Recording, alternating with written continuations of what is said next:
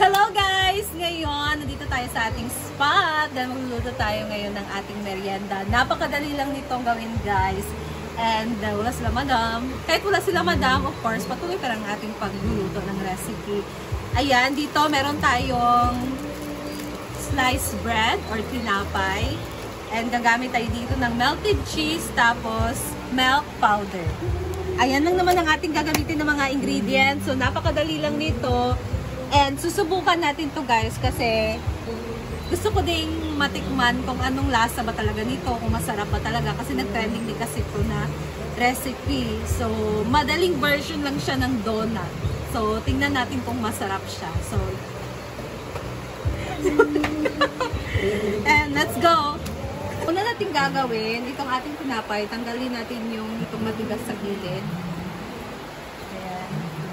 Siguro mas madali pag gunting ang gagamitin, no? Kuha ka na lang kaya ng gunting. So, ganito guys, oh. Pagka meron akong kailangan na kunin, mas maganda na nandito si Neil kasi meron akong mautusan na ganun. Kunin mo na yung ano, ganun. Kasi pagod kaya, punta ka doon, tapos may aso pa dito, baka kainin yung mga ano ko. So, yan yung concern ko din talaga.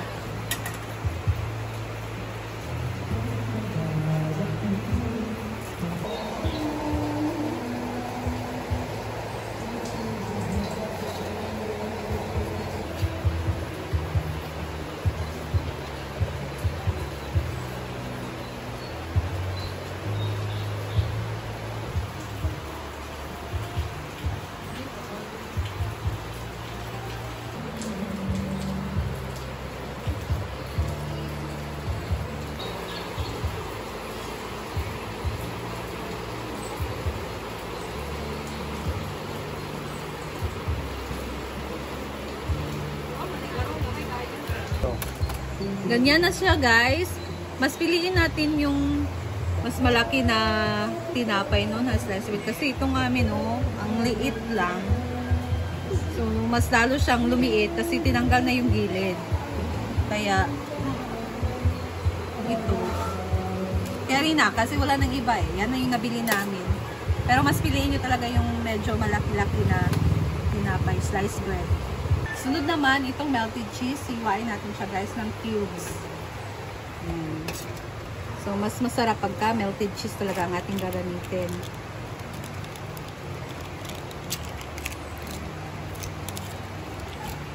Kami namang langaw.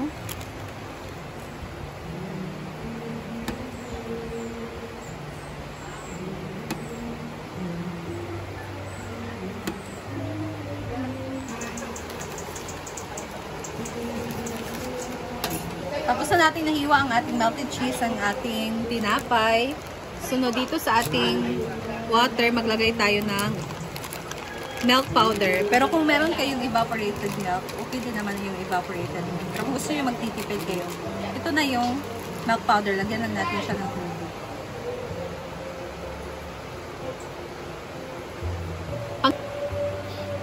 Pandiping lang din kasi ito guys. Okay lang siya na milk powder ang ating gagamitin.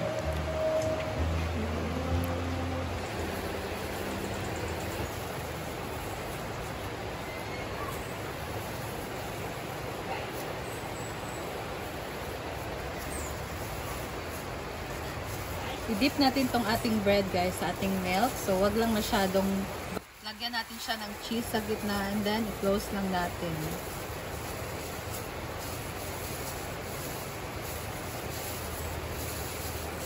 Yan lang siya guys.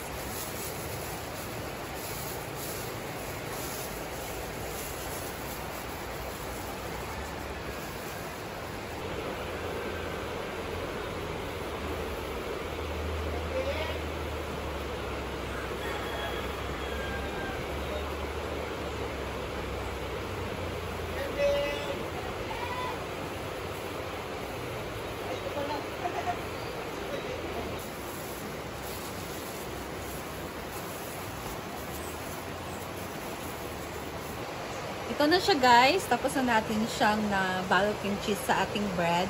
And then next, ayan, i-prito na natin siya.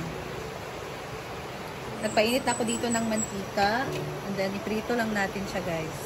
Ayan, mainit na yan.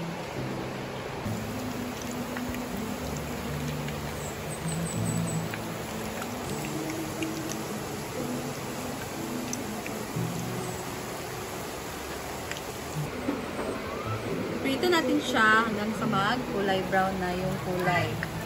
Ma-toast na talaga siya, guys.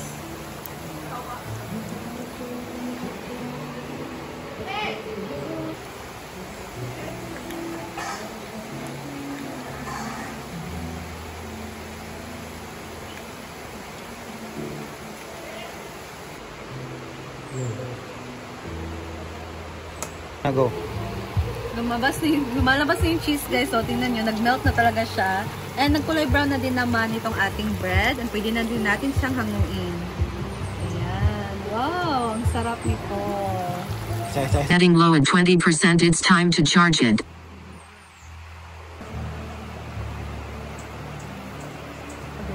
Ayan! My gosh. Hindi pa siya nalagyan ng powdered milk, guys. Pero tingnan nyo, ang sarap na niyang tingnan.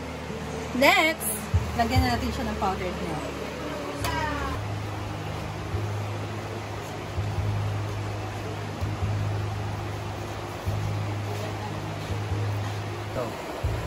Ayan na, guys, ang ating easy version ng donut. Cheesy donut. Ayan.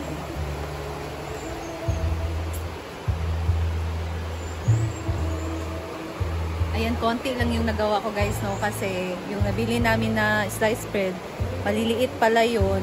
And ito lang, itatry ko pa rin naman, itatry ko pa siya kung masarap pa talaga siya. So, ang bango niya, excited na din talaga akong tumikim. Naglalaway na ako, guys.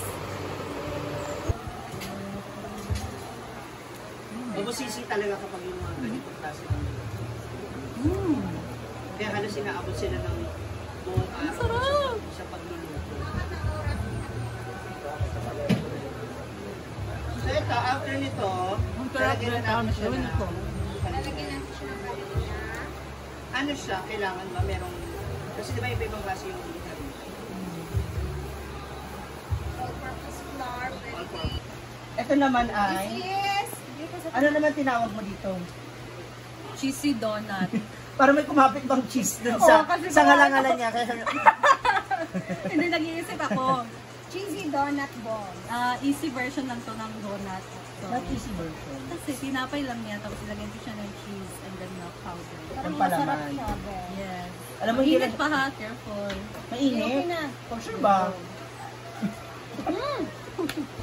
Bonggo, oh. Sige nyo, oh. Ang sarap. Ang sarap. That's why I love cheese.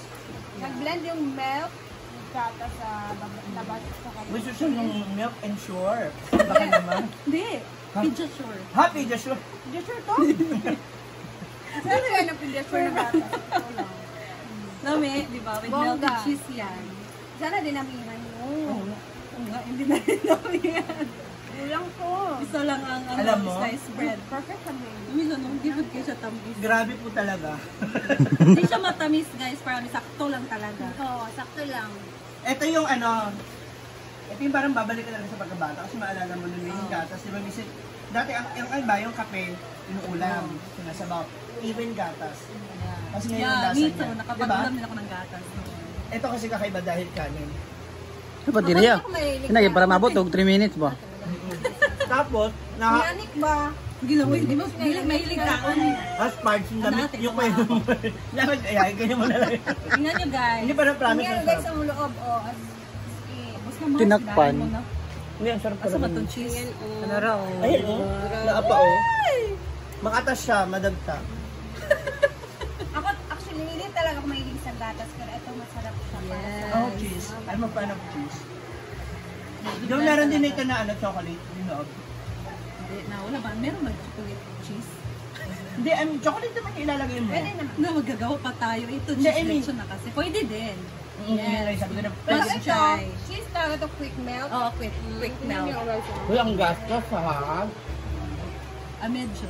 Tapos Ano man flour. Gastos yung cheese. Tingnan mo lang yung flour. Ano, bread lang yan, te. Ah, bread. Slice Gusto bread. samahin mo, Isa magkano siya ang... easy version. Magkano ang 50 yung sliced bread, tapos gatas na swap. Ah, spice bread lang to? Yes. Tapos 97 yung with Akala milk. ko, gumawa ka ng sarili mong dough. Sana abot yung 100 Mga, pesos mo. Oh. oh, ganun. Kasi hindi naman So, ako 100 yung to? quick melt. Oo. Tapos ito, how many, ilan ka? Ano yung nagawa ko? Dalawa sa'yo, tatlo na ata yung Oy, dalawa pa lang. Ito yung pangatlo. Ford, So, nasa 12. Ford. Mga ganun. Sarap guys. Depende dun sa ano. Depende sa slice bread ko. Hindi, kasi sinama ko na kasi masyadong maliit yung slice bread. Kaya pinagsama ko na lang yung maliliit. Kaya maliit lang yung nagawa. Konti lang Yung yung slice nagawa. bread, binasak mo sa Milk. gatas. Tapos pinorma mo mukha Oh, ng tapos bola. prito. And then, ay nilagyan ng cheese. Siguro lami kasi ako itong slice bread nga dagko. Oo. Ito itong malaki ba?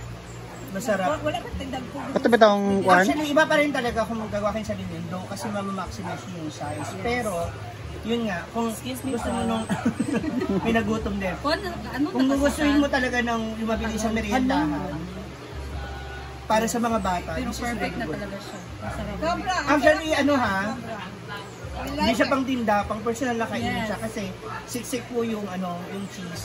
Yung powder, ang sarap. Tagal ko hindi nakapaggatas. Kumuha ka pa. Oh, kumuha ka na. Parang tagal ko hindi Huwag ka na mahiya. Hindi kasi may iba pa daw. No? Ang sarap. Thank Thank you you. so much, Mars. Yes. O, diba? Abangan niyo yung susunod si Rhea naman. Si Maring ano naman yung pupuntahan natin, yung makakakwentuhan natin habang nagluluto. So habang si Rhea po ay nag-ready ng iba pa niya. Ang sarap niya, promise. Po tayo at So abangan ninyo. Must try. Diba? Dili mo ko siya tamis no, kaya ang quick melt kay dili may tamis, di ba? Medyo parat.